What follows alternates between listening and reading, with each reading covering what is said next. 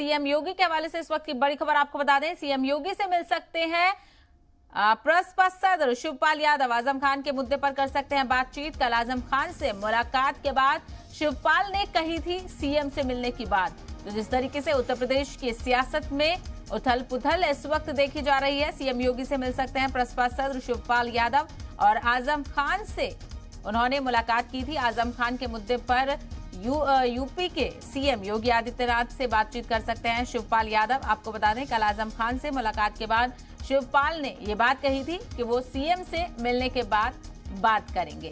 तो बड़ी खबर आपको बता दें, आजम खान और शिवपाल यादव के बीच नजदीकियां बढ़ती हुई नजर आ रही हैं। तो वहीं अब शिवपाल यादव आजम खान से मिलने के बाद योगी आदित्यनाथ से भी मिल सकते हैं। आजम खान के मुद्दे पर बातचीत कर सकते हैं योगी आदित्यनाथ से। और कल आजम खान से मुलाकात के बाद शिवपाल यादव ने ये बात कही थी कि वो सीएम योगी आदित्यनाथ से मिलेंगे।